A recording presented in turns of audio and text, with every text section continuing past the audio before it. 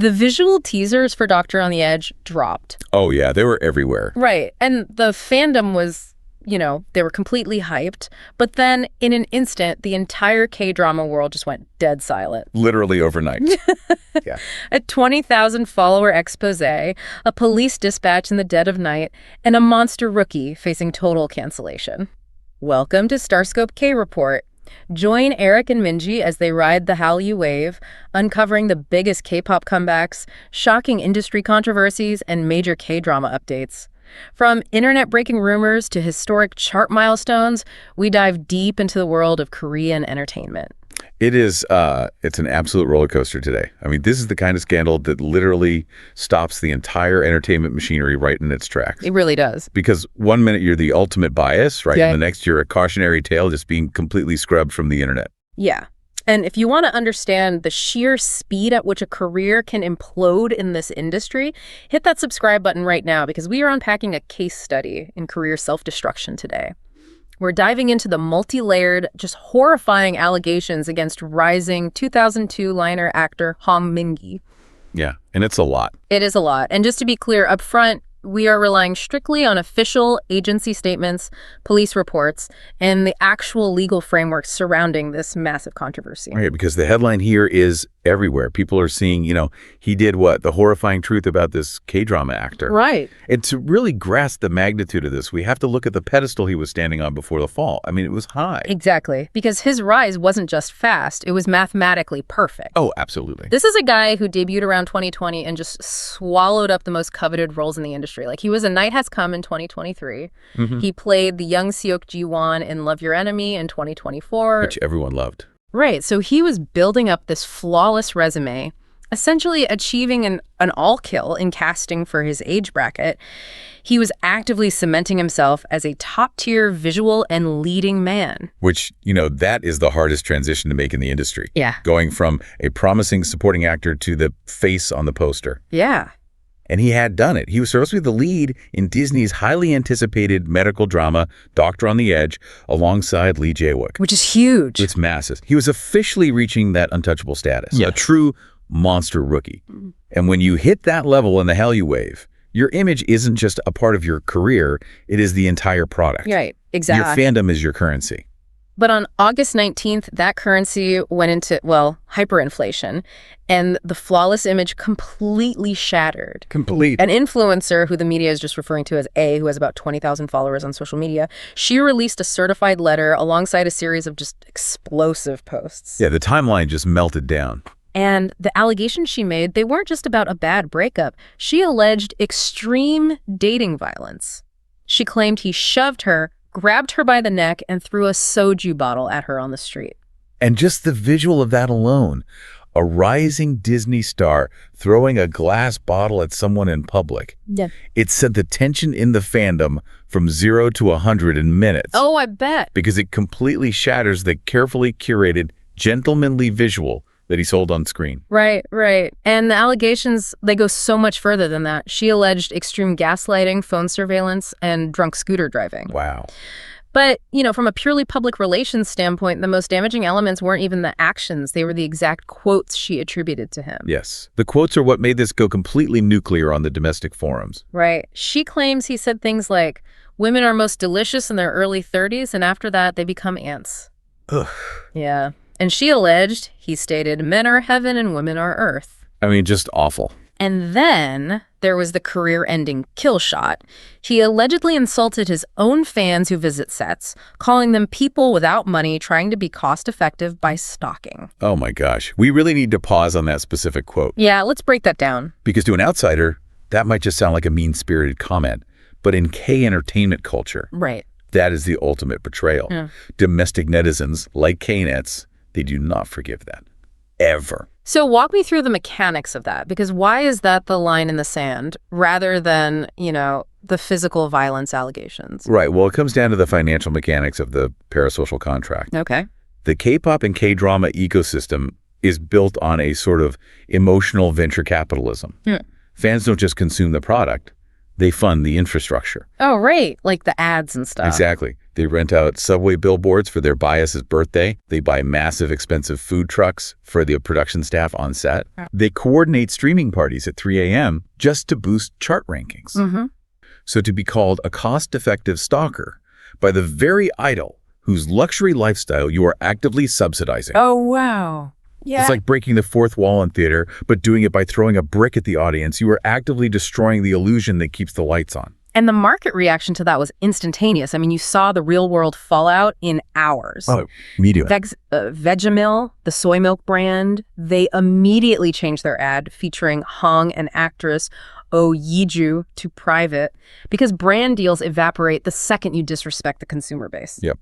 Because brands don't sponsor the actor. Yeah. They sponsor the actor's relationship with the public. Right. So if the public turns, the brand runs fast. But surely I have to challenge this whole narrative of how we even got here. You mentioned earlier that when a monster rookie rises, they are in a bubble. Yeah. But Fable Company is a massive agency. You cannot tell me Fable Company just lets a rookie with a multi-million-dollar Disney contract wander around driving a scooter drunk and picking fights on the street without a manager stepping in?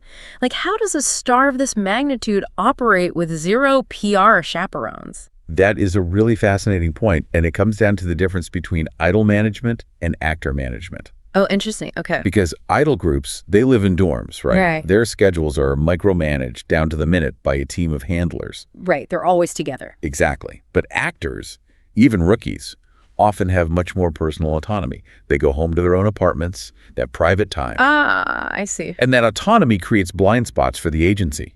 When they rise fast, they get surrounded by yes men, but they don't have the 24/7 surveillance that an idol group has. That makes sense. So when the bubble pops, the agency is often finding out about the collateral damage at the exact same time as the public. Wow.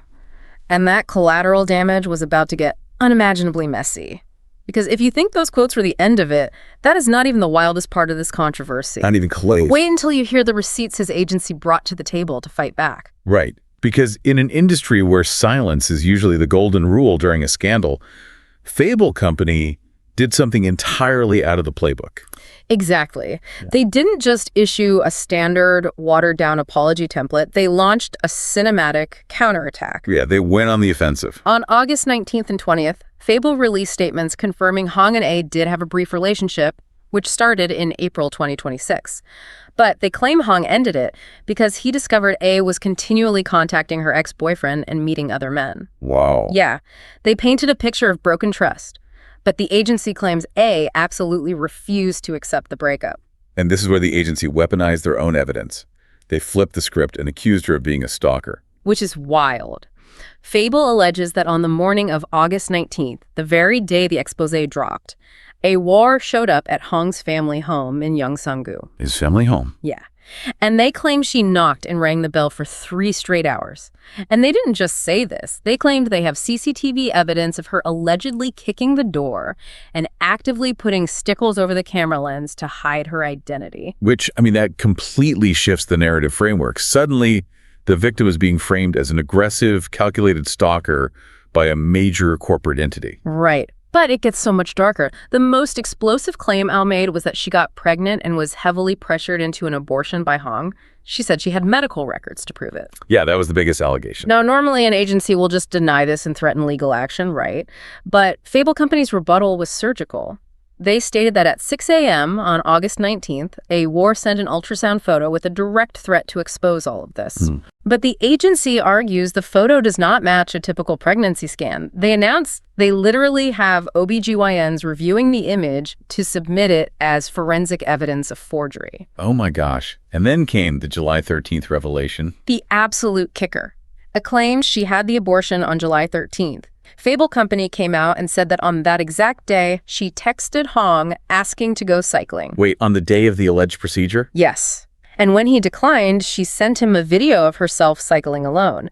The agency announced they have the video and the chat logs preserved as evidence. See, this is why the fandom is completely fractured right now.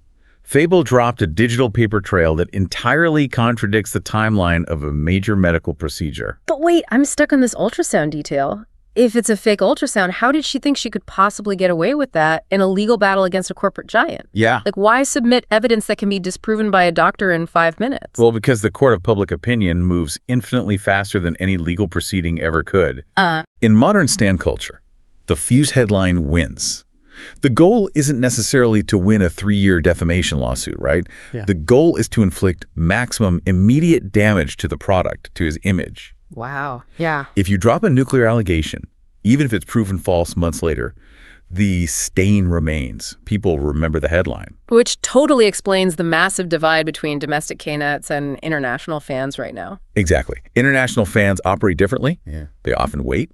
They want to see the reliable translations on Soompi or Koreaboo before they form an opinion. Right. They look at Fable's receipts, Yeah. the cycling video, the CCTV stickers, and they say, wait, is this a targeted smear campaign? Yeah. They're more skeptical. But domestic K-nets, they demand immediate accountability at the first sign of a scandal. The domestic forums turned into an absolute battlefield. Half the fandom thinks he's a monster, and the other half thinks he's a victim of extreme gaslighting and extortion. But if Fable Company has this ironclad proof, like if they have a July 13th cycling video that directly contradicts the date of an alleged abortion, why is public opinion still so deeply fractured? That's crazy. Is the concept of innocent until proven guilty completely dead? I mean, it's on life support. Yeah. Because even with the receipts, the public can't unhear the cost-effective stalker comment. Yeah. That quote. Once that seed of doubt is planted about an actor's true character, it's incredibly hard to uproot. The agency can prove the timeline is wrong, but they can't easily prove he didn't say those horrible things behind closed doors. Right. And hey, if you love diving deep into the complexities of the K entertainment industry, make sure you're subscribed to Starscope K Report. We've got even bigger scoops ahead. Well, because just when netizens thought the agency had won the PR war, yeah. a late-night police dispatch and a disturbing new video changed everything. Yeah, because the agency brought text logs, but A brought visuals. Yeah, she did. Aaliyah did not back down after Fable's statement. She dropped a video to counter the agency's narrative. In this clip, she is allegedly intoxicated, lying on the floor. And a man, who she claims is Hong Min-gi, is sitting beside her, lightly striking her cheek and mocking her. And that visual alone, I mean, it overrides 100 pages of written PR statements for people watching online. It is visceral. It really is. It doesn't matter if the agency says she was the aggressor. When the public sees a man striking an intoxicated woman on camera, the debate ends for a lot of people. And it wasn't just an online war of attrition anymore. It spilled out into the real world. On August 23rd, just a few days after the initial expose, actual police sirens woke up a neighborhood in Yeongsan-gu. Which is just wild to think about. According to reports, Aaliyah returned to Hong's home late at night. She was reportedly crying and screaming loudly enough to trigger multiple noise complaints from the residents. Oh, wow. Yeah, the police were officially dispatched to the scene. Acquaintances of both parties showed up. It was a complete mess, and everyone involved was taken to the police station to give official statements. Which crosses a terrifying threshold. It went from an internet feud on Instagram to an active police matter in Yeongsan-gu. Right. But amidst all of this chaos, we also have to talk about the pet abuse allegations.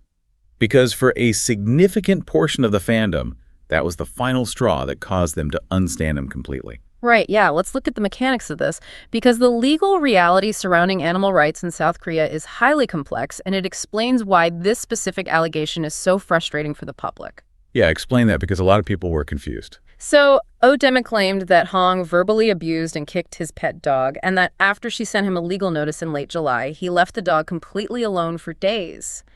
Now, a lot of international fans immediately asked, why didn't the police just break down the door and arrest him for animal cruelty? Right, because internationally, leaving a dog to starve sounds like a clear-cut arrestable crime. But South Korean animal law makes that incredibly difficult to execute in practice. How so?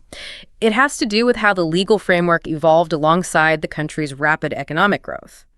If we look at the history, South Korea didn't really have a structural concept of animal rights until quite recently. Oh, really? Yeah. Their very first Animal Protection Act wasn't passed until 1991, and that was largely a cosmetic move due to international pressure surrounding the 1988 Seoul Olympics. Oh, I see. The law was incredibly weak. It was updated in 2008 to finally add financial penalties, and again in 2014 to actually define animal abuse as inflicting unnecessary physical distress or neglecting a pet's hunger and disease. Okay, so the law's on the books. Why couldn't they intervene? Because of the cultural lag in property law. Despite the rapid modernization of the country, pets are still largely viewed legally as property. Ah. Under current South Korean law, it is incredibly difficult for witnesses or even law enforcement to legally step in and isolate an animal from an abuser unless there are visible signs of severe physical injury. Wait, so without a visible bleeding physical wound, authorities can't just seize the dog, even with a report of severe neglect? Exactly. Organizations like CARE, the Coexistence of Animal Rights on Earth, they struggle with this exact loophole constantly. You can have multiple reports of neglect, like a neighbor saying a dog has been left alone in an apartment for a week. Yeah. But if the authority arrives and the dog isn't visibly on the brink of death with severe injuries, their hands are tied. They cannot just seize someone's property. That is just heartbreaking. It really is. So Aya's claims of pet abuse, while absolutely horrific to the public and devastating to his image, are largely a legal dead end for investigators without hard physical proof of severe injury. Which is devastating. And what's fascinating and frankly terrifying for his career is that the eventual legal outcome of the police dispatch or the stalking claims almost doesn't matter at this stage. Right. The PR damage is terminal. Right. We're looking at the terrifying reality of the hiatus. Yeah, the dreaded hiatus. In the K-drama world, a hiatus often means permanent industry blacklisting. Hong was already a complete no-show at the rap party for Study Group Season 2 in Seoul. And we really need to emphasize that role. He plays Park Jan-yap in Study Group 2. Yeah? It's not a background character. It's a massive foundational role for him. And he's already filmed it. This is where the business side of the Hallyu wave goes into full meltdown. Like, paint the picture in your mind of these production executives scrambling in absolute panic in a boardroom. Oh, to be a fly on that wall. Right. What actually happens to a fully filmed multi-million-dollar K-drama when a lead actor faces an active criminal investigation? They can't just reshoot his scenes over a weekend. No, the sets are struck. The budget is entirely spent. Exactly. The release is now trapped in limbo. This isn't just an internet scandal anymore. It's a multi-layered criminal investigation involving police dispatches, property damage at his home, and potentially massive defamation and stalking lawsuits. At what point do networks just cut their losses and completely scrap a fully filmed season like Study Group 2? And logically, can a career ever recover from a scandal with this much visual and audio evidence? I mean, behind closed doors, networks will usually delay the release and pray for a clean legal verdict. Right. If the police clear him, they might quietly release it in a dead time slot. If he's charged, or if the public outrage remains this high, they might shelve a multi-million-dollar project permanently. Wow. Or they try to digitally stitch another actor's face over his. Which sounds crazy, but they've done that. Crazily enough, we've actually seen that happen before in this industry to salvage a project. But as for his career, in the short term, it's completely over. Yeah. The Hallyu wave waits for no one. The machinery just keeps churning, and there's always another monster rookie waiting in the wings to take your spot. Always. But let's say Fable Company's evidence holds up in court. Let's say she is proven to be a stalker fabricating the ultrasound. Yeah. She might have a redemption arc in 5 years. Maybe. But the cost-effective stalker comment, that is a permanent scar on his visual. Fans might forgive a messy breakup, but they never forgive being told they don't matter. It really makes you wonder about the massive machinery behind the scenes and the vulnerabilities of these multi-million-dollar investments. Like, will this unprecedented legal warfare reshape how major agencies like Fable, HYBE, and SM vet the past relationships of their rookie actors before debut? They're going to have to. Will we see a new era of extreme background checks, or is this simply another tragic, inevitable casualty in the relentless machinery of the K-entertainment industry? It's definitely going to make PR teams sweat every single time a trainee's ex opens a new Instagram account. The vetting process is going to have to evolve because the fans, they're watching everything. You've been listening to Starscope K-Report, where Eric and Minji bring you the stories shaping K-pop, K-dramas, and the global Hallyu wave. Thanks for tuning in, and don't forget to subscribe for more stories that keep the stars shining.